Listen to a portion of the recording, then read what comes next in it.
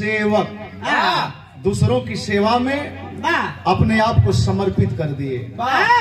एक छोटा सा प्रसंग आपके बीच में देने जा रहा हूँ और तमाम चर्चाएं आप सुना करते हैं।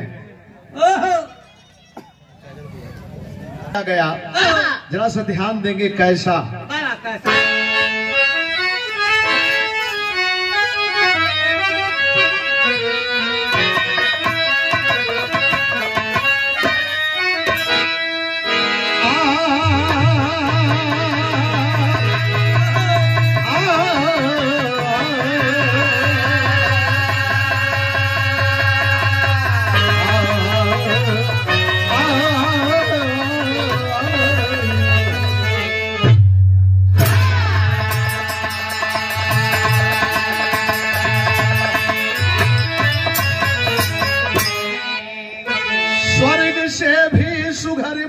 काशी की है साधु सन्यासी जोगी जति जन्मे जहाँ कहते शिव के त्रिशूल प्रकाशी टिकी जिस काशी में सिर गोवर्धन का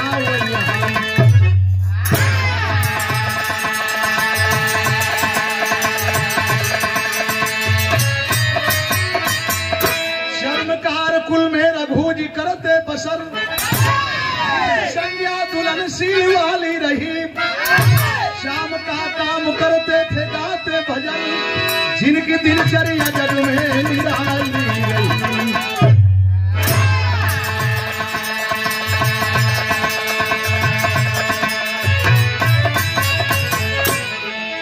शवर कुल में यही काशी पर आय हाय हाय हाय सिर गोवर्धन गांव की हालात है साथियों। छोटा सा परिवार अपने धंधे में लीन रहा करते थे, लेकिन पारिवारिक दृष्टिकोण से बताया गया हमेशा स्वभाव संतों की तरह, माँ बाप का स्वभाव संतों की तरह एक दूसरे की सेवा करना, एक दूसरे का सम्मान करना, कभी किसी की चुगली चुगलाई न करना, ये बहुत बड़ी खासियत रही। लेकिन हर काम करते हुए एक बात का तकलीफ दिल दिमाग में है क्या? और सबसे बड़ी बात है पारिवारिक जीवन में 2-4 साल बीत जाने के बाद आपस में ताना महना होने लगता है। इसी बात की कमी थी, एक संतान के बिना सब कुछ सुना था। एक लाइन संकेत है लाल कैसा।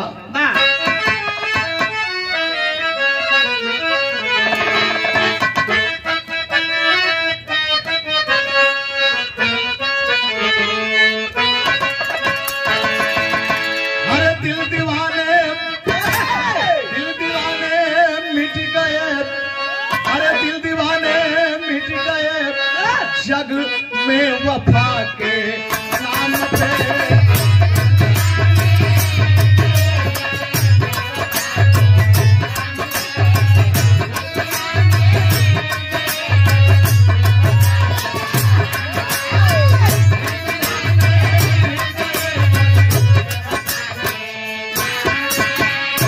दिल दीवाने मिट गए मैं वफा के नाम पे, मैं वफा के नाम पे कोई भंवर में डूब गया, अरे कोई भंवर में डूब गया, कोई गया मुँह काम पे।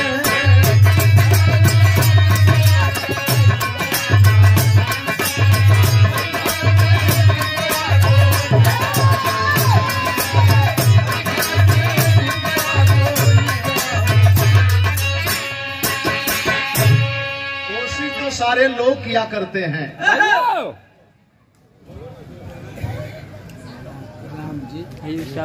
बस एक ही सोच थी, क्या सोच थी? सोच थी क्या? अरे या खुदा यही तमन्ना, या खुदा यही तमन्ना दे रबिया चाँद दे।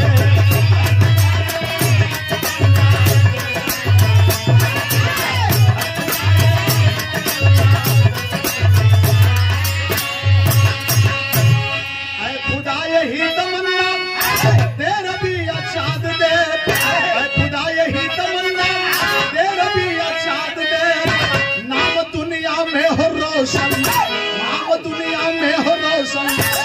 ऐसी एक याओ लाद में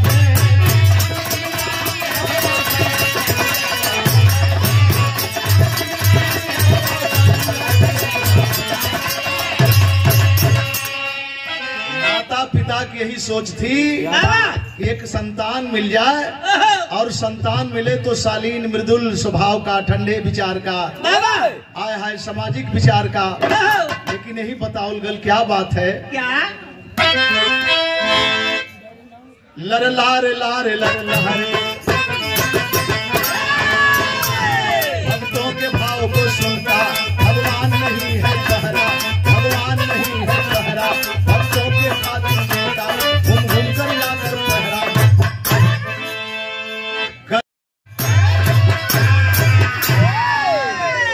खुशहाली घर में आई, खुशहाली घर में आई, पूर्णिमा माघ महीना, पूर्णिमा माघ महीना,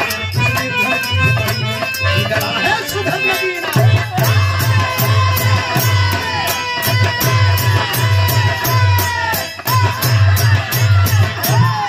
काम करते हुए दिल दिमाग भक्ति की तरफ और सुनवाई हो गई। माघी पूर्णिमा के दिने जब सुनवाई हो गई, इनकर आगमन भैल तो माई बहन के खुशी का ठिकाना ना। लेकिन शुरुआत करा जाते ही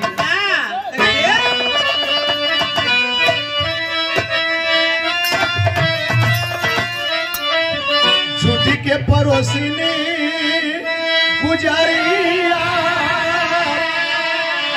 सब गावली सोहरिया, सब गावली सोहरिया ललना कर भात भैया ललनवा ललनवा खाती सुंदर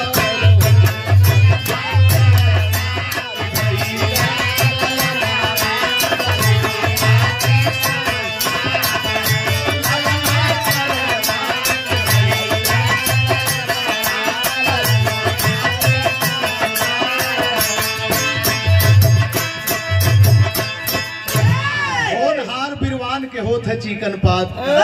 बालेपन में ही ललाट को देख करके, चेहरा को देख करके माँ बहने कुछ पकना शुरू कर दी। झोपड़ी में आवत प्रकाश भइले,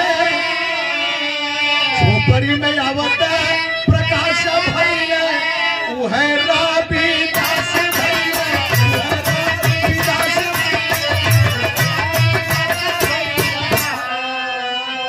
ललना लाल कर जैसे सूर्य जनमा सुगनवा आती सुंदर।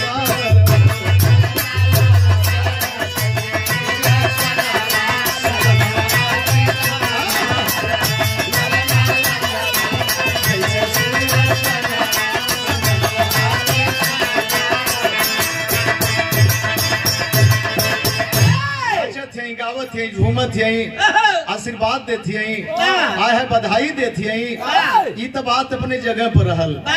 जब जमी पर पांव रखे चलना शुरू कर दिए, देखे रास्ता धीरे धीरे प्रगति के। जिस रास्ते पर माँ पिता घर पर बैठ कर के काम कर रहे थे, उसी पग चिन्ह पर चल करके आप जब कुछ सयाने हुए तो चिंता का विषय बन गए। जब सयाने हुए, जबकि माँ पिता के ही पग चिन्ह पर चले, लेकिन ज्यादा जाति देख करके माँ पिता को चिंता बढ़ गई। कैसी चिंता बढ़ गई? फिल्म का गीत लगल है।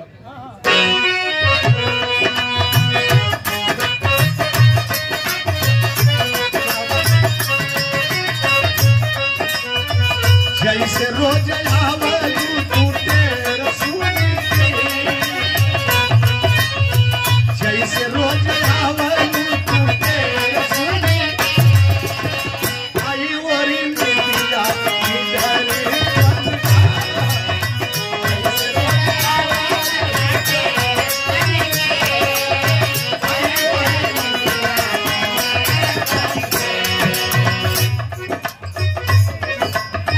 संत बैरागी बुद्ध बैरागी जैसे बचपन में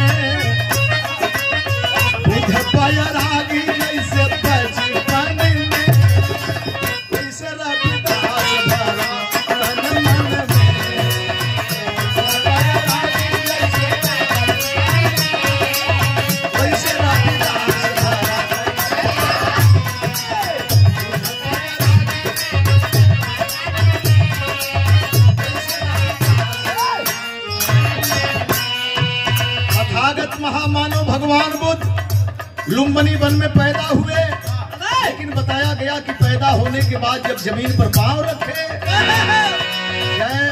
पग उठाए, नीचे जमीन पर कमल फूल का निशान आभास हो गया, एहसास हो गया माँ पिता को, ये तो भक्ति के रूप का चिन्ह है, ये प्रतीक है।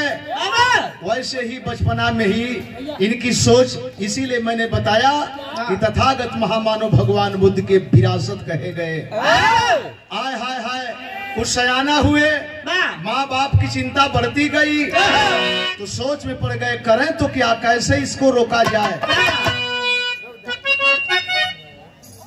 अरे झंखे बाबू मैया लोनी नामक बिटिया से कर सगैया, भगती का भाव जागल दुलहीन में, भगती का भाव जागल दुलहीन में, वैसे रविदास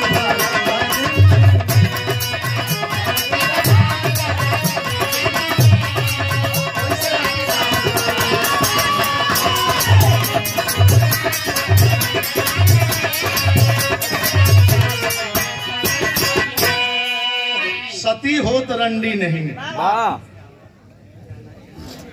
आज कर्मकांड से दुनिया परेशान है, मन रहे चंगा, कठौती में गंगा, लोभी लफंगा से देश हैरान है। संत सत्यवादी होवे, शिक्षा में आजादी होवे, आडंबरवादी व्यवस्था एक झूठे किसान है। अरे जन्म से चमार सब, एक आकार सब, शील सदाचार के बस भूखे भगवान हैं। सामाजिक बंधन में इनको बांध दिया जाए, अगर सामाजिक बंधन में बंध जाएंगे तो ये रास्ता ये रुक जाएगा, ये संतई की रास्ता रुक जाएगी, गृहस्थ आश्रम में हो जाएंगे। लेकिन मेरे बाबूजी एक लाइन टेरी लगल,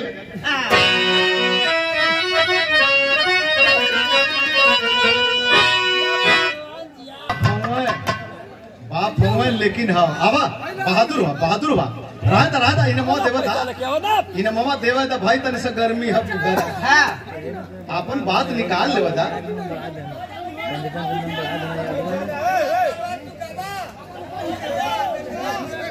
चली चली आवत भाई, आवत आवत इन मवा दे ले तक खुदा गर्मिया खत्म हो जाता, इन मामा तो देव ही न देला लोग। चला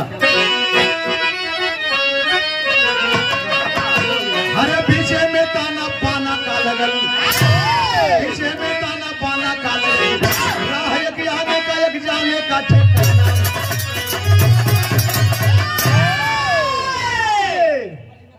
हट जा भाई,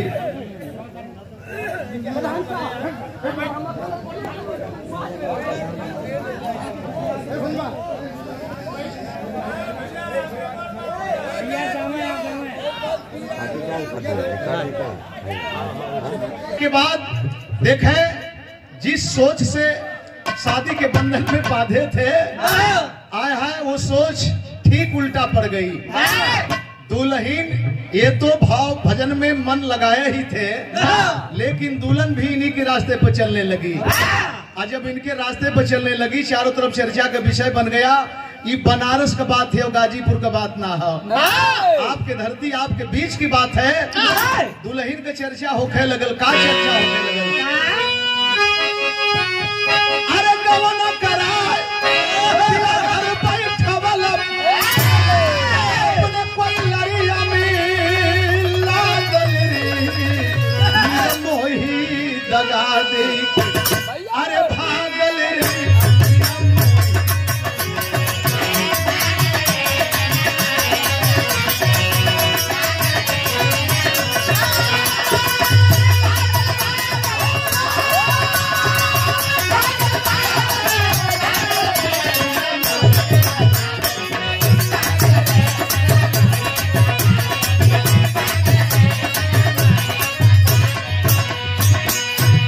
ब्राह्मण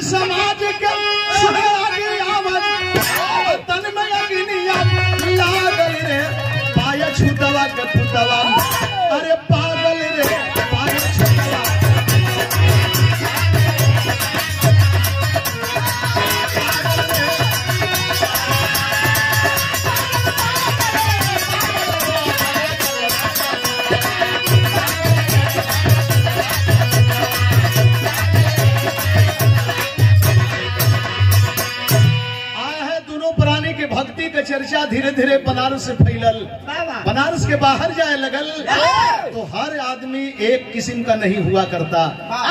मैं बताता हूँ किसी जात बिरादरी से घृणा न करें, अगर घृणा करना है तो उसके विचार से घृणा करें। आडम्बर कहाँ है, मनुवाद कहाँ है? आज अगर हर लोग एक विचार के होते माननीय प्रधान जी जमीन दिवा करके, मूर्ति लगवा करके, मन से सारे लोगों को बुला करके, प्रसादी बंटवा करके सम्मान का काम किए हैं, बधाई के पात्र हैं। लेकिन आडम्बरी विचार के लोगों की सोच बदल गई। हमनी का जर खोद जो लहा कबीरा वो से बढ़ के चमार दे लफीरा।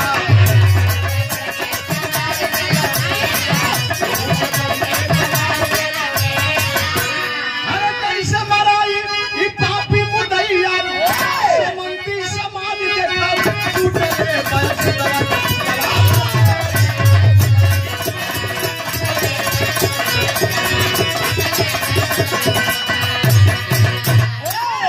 ऐसे नहीं, कहा नियम हो शूद्र को या छूत को, दलित बैकवर्ड को पूजा पाठ करने की।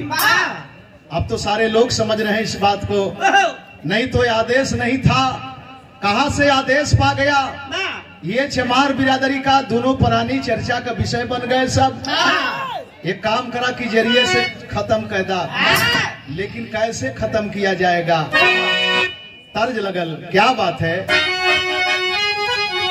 अरे कहवा का खाया चुनावा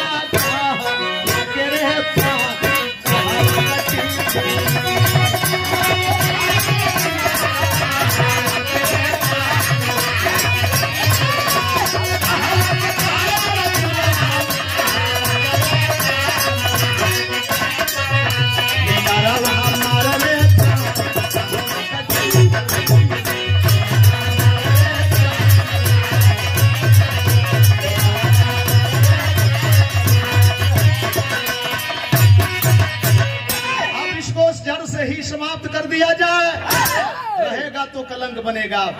कैसे मराई मुदैया कैले मन पीछा जमान मारी में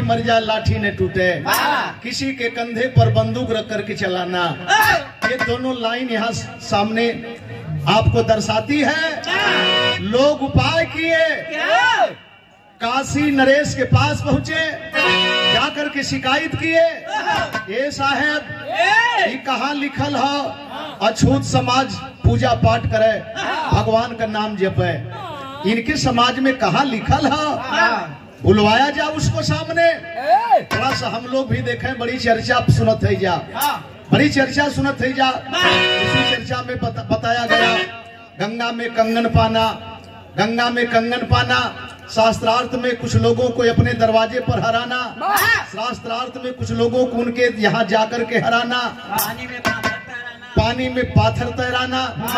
आय हाय हाय शालीग्राम, पानी में तैर जाना ये बहुत बड़ी बात हो गई। काशी नरेश जब इस चर्चा को सुने अपने दरबार में बुलवाए, और जब दरबार में बुलवाए तो बोले कि भाई देखो मेरे यहाँ सारे लोग बराबर हैं, मेरे यहाँ सारे लोग बराबर हैं, मैं अपने सामने कुछ देखना चाहता हूँ। तो देखे बदे संकेत कैले, बगल में सिंहासन रखे और सिंहासन पर शालीग्राम ये प्रस्तर की मूर्ति रखे, और मूर्ति रख करके घोषणा किए क्या? अरे तक काशी नरेश वो बोले संभनवा हो, काशी नरेश वो बोले संभनवा हो, सबके याद सफरा माय हो।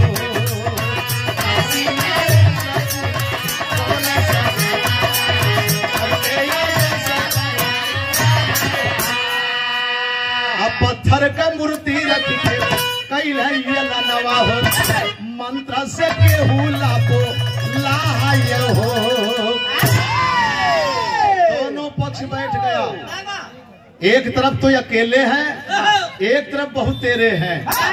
लोगों को विश्वास है कि हम लोग इतना है, किसी की मंत्र तो काम कर जाएगी। लेकिन जहां यह अहंकार वहां सदाचार नहीं।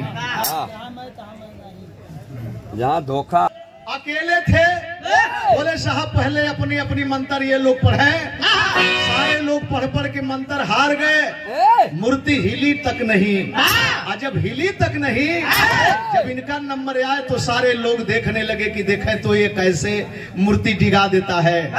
लेकिन सारे लोगों के बाद जब ये अकेले अपना काम शुरू किए, अब मूर्ति जब सिंहासन पर हिलने लगी तो अपने में लोग बतियाओ थुन का हो गज गोबर।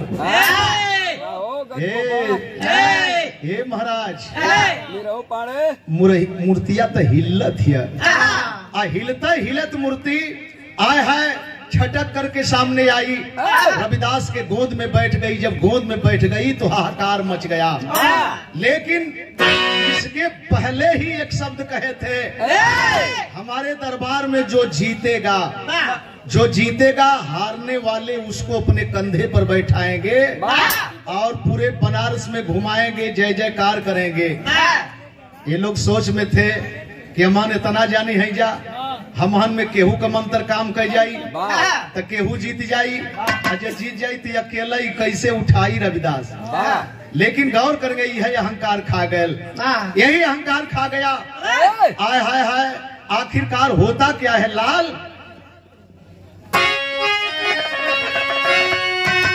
वहीं से पालकी की शुरुआत हुई। सुनील ड्राइवर लेकर के आप जय रविदास करते हैं, वहीं पर सफलता पाए काशी नरेश के दरबार में। तो पालकी मंगाए और सोने की पालकी में रविदास को बैठाया गया।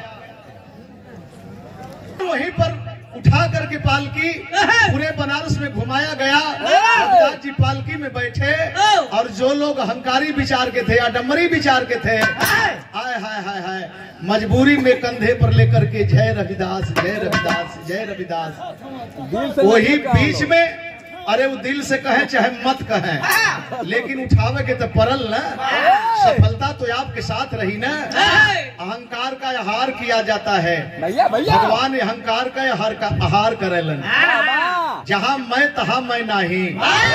अगर भगवान को मानते हैं तो भगवान को मानने से पहले अपनी इच्छा को साफ रखनी पड़ेगी। आय हाय, वही बीच में मीराबाई चित्तौड़ से आ गई और मीराबाई जहाँ रविदास को पाई वहां पर रो करके बोली, बाबा मैं दागिन, मैं दागिन। ये नंदलाल का शब्द नहीं है, आप में से किसी का शब्द नहीं है, मेवाड़ की छत्राणी मीराबाई का शब्द है। बाबा पैर पकड़ती है, माथ झुकाती है और यही कहती है, बाबा मैं दागिन, यानी मेरे अंदर दाग है और इस दाग को पाकर के मैं छत्राणी हूँ, लेकिन शर्मिंदा होकर के चलना पड़ता है। वहीं पर हाथ उठाए, मीराबाई का दाग खत्म हुआ और उस स्थान का ही नाम मैं दागिन पड़ गया। यही बनारस की धरती पर उसी स्थान का नाम मैं दागिन पड़ गया। अब मीराबाई जब शिष्य बन गई, शिष्या बन गई और बवाल हो गए। दुबरैला ये ड्राइवर गाड़ी हाकत हाकत, अरे क्या बात है एकदम। तो अब ये चर्चा बनारस तक ही नहीं, मीराबाई का चर्चा मेवाड़ तक पहुंच गई। यहाँ से लोग मेवाड़ जाते हैं, जब मेवाड़ जाते हैं तो करते क्या है,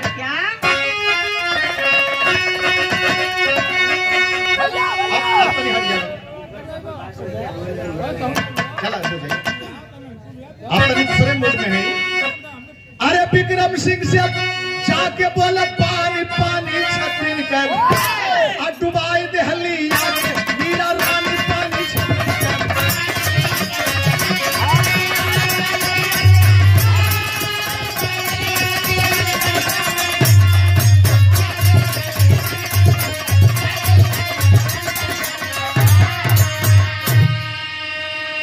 सवाल लगते हैं। अरे ब्राह्मण कुल अब हुआ कलंकी, चमार का मनली शिक्षा हम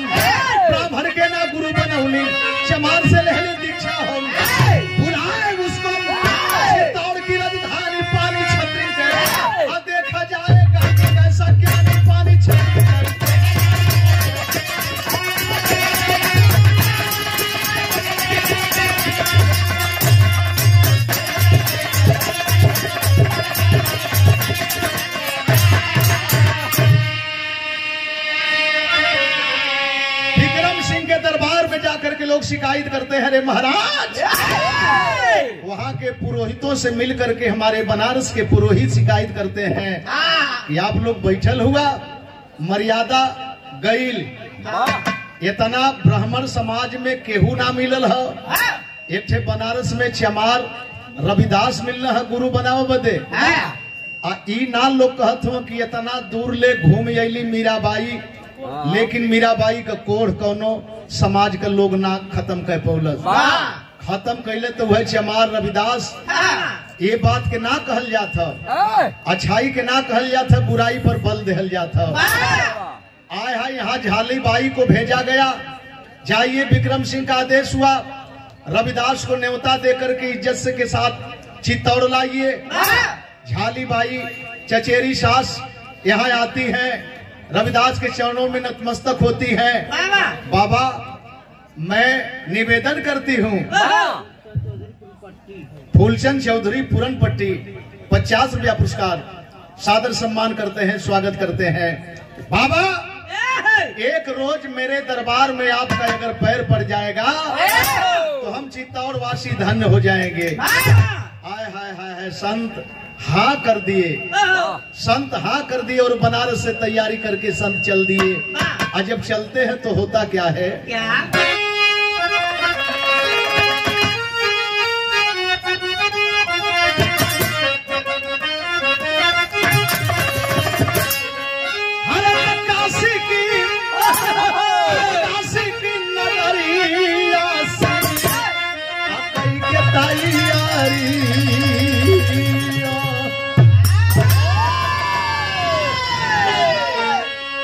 चित्तौड़ के नगरिया में साहब गई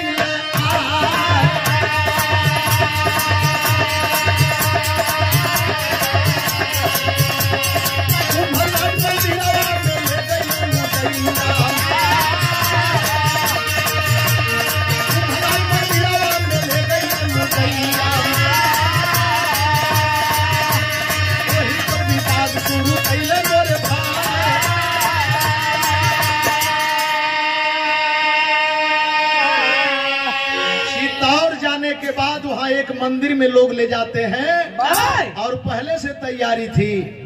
मंदिर में जाने के बाद एक सवाल रखा जाता है, रविदास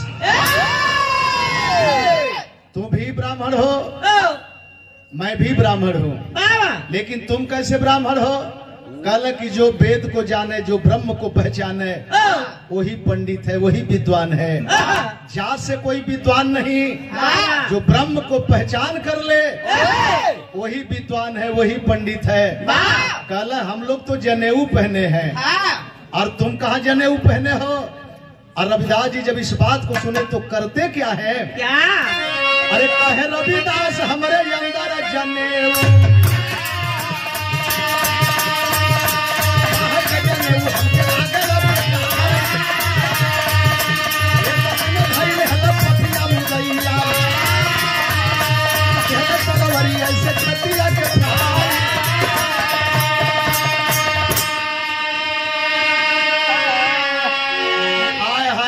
कि मैं बाहर के जनेऊ को कभी पसंद नहीं किया, मुझे तो जनेऊ उसने ही पहना के रखा है। मेरा जनेऊ अंदर है, जब उसने अंदर रखा है तो मैं बाहर क्यों पहनूं? तब तक लोग पकड़ लेते हैं और पकड़ करके संत गुरु रविदास के छाती को चीर दिया गया और चीरने के बाद कई टुकड़ों में किया गया और करने के बाद कुछ लाश के टुकड़ा को जो है बस्ती में फेंक दिया गया और बाहर निकल करके लोगों ने झूठे प्रचार किया। अरे वाह रे रविदास वाह, सीना फाड़ के स्वदेह स्वर को चले गए, स्वदेह स्वर को चले गए। अच्छा तो आप ही बतावें, न्योता में अगर गए हैं, मान लीजिए चमड़े का काम कर रहे हैं, तो न्योता में जाने के बाद उजन रापी सुतारी का जरूरत है, वहाँ रापी लेके गए हैं, लेकिन इतिहास के पन्ने पर पर्दा डाल दिया गया और ढक दिया गया। मुकदमा के बाद सरनाम सिंह ने इसको अदालत से पास करके पाया, पास पर पर्दा डाल दिया गया। हम तब तक गाते रहे, बजाते रहे, चर्चा करते रहे, किताबों में पढ़ते रहे, सीना फाड़ करके जनेऊ दिखा करके संत रविदास स्वतः स्वर्ग को चले गए। आय हाय ये बताते रहे। और यह चीज हनुमानो जी में लगल है, यह चीज हनुमान जी में भी लगल है। सीना फाड़ के सीता और राम को दिखाने का काम किया गया। देखा ये बात अपने जगह पर रखे, लेकिन ये बात बगल में मीरा बैठ करके देख रही थी। आय है का देखत थी अब वहीं पर, अरे गुरु का मरण देखत रहलिया,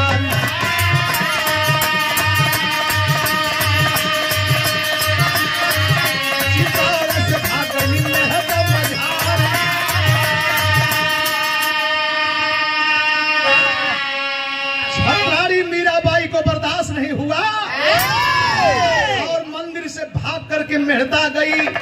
और मेहता जब जाती है तो लोग मनाने के लिए पहुंचते हैं। बाबू विक्रम सिंह मेहता पहुंच गए मनाने के लिए मीराबाई को, लेकिन एक बात कहे क्या,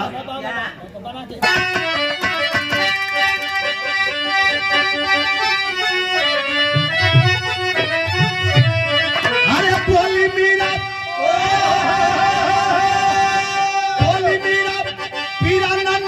से उतरी, अरे भैलन किला में मरनवा गुरु का हमारी।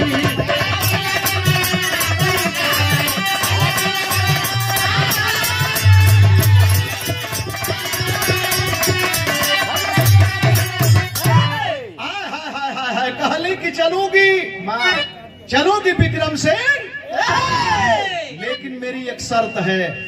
हमारे सामने निर्मम हत्या की गई है और ऐसे गुरु को मैं ढूंढती पाई और आपने मिटा दिया, तो चलूंगी, लेकिन मेरी भी बात माननी पड़ेगी। बोली मीरा किला के अंदर स्मारक बनेगा, अरे साथ चलूंगी तेरे जब ना कोई जब ठनेगा, हो रही है तरसनवा गुरु का हमारी। किला के अंदर स्मारक बनवाओ, रोजाना मैं अपने गुरु का दर्शन करूंगी, पूजा पाठ करूंगी। शर्त मंजूर किए, शर्तानुसार किले के अंदर स्मारक बनवाए। अरे स्मारक बनवा करके जब छतरी ऊपर लगाए, छतरी पर चरण निशानवा गुरु का हमारी। फिर देखें आश्चर्य, स्मारक बनल, ऊपर जब छतरी बनल, छतरी बना करके मिस्त्री इंजीनियर जब वहीं हटते। पुरस्कार भैया के बहुत बहुत प्रणाम। जौने बदे बोलौले हुआ ओकरे विषय पर विचार करे के पड़ी, तब जाके झगड़ा कह के पूजा पाठ ना। देखें हत्या हो गई, चाहते तो नहीं जाते, वो जान गए थे, लेकिन फिर भी उनकी सोच थी कम से कम जो लोग मुझसे दूरी बना के रखते हैं नजदीक में बुलाने का प्रयास तो किया। आय हाय हत्या हो जाने के बाद देखे जो वही छतरी बना के चले, डिस्टर्ब करत हो लोग, छतरी बना के चले, शरण पादुका का निशान उग जाए। देखत देखत मीराबाई ठहाका लगा के हंसली, कहली बाबू विक्रम सिंह, किसी संत को कोई क्या मारेगा, संत शहीद मरते नहीं दफनाए जाते हैं। रविदास गुरु बनी है, यह नाव ही सौभाग्य है। क्या बात है,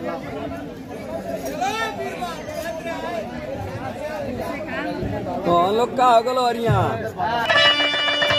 आप क्या मारोगे, पहचान कर लो। वो तो मर गए हैं, लेकिन उनके चरण का निशान कैसे आ रहा है, वो कभी मरे नहीं, न मरेंगे विक्रम सिंह। बताया जाता है कि शहीद और संत मरते नहीं दफनाए जाते हैं, शहीद संत मरते नहीं दफनाए जाते हैं, कब्र खोद के देखो तो जिंदा पाए जाते हैं। मीरा के मर जाने पर बगले में बनी समाधि, अरे आप भी दर्शन करते हम जाके सब समाज होला निस्त्री की रत्नवा बाबा का।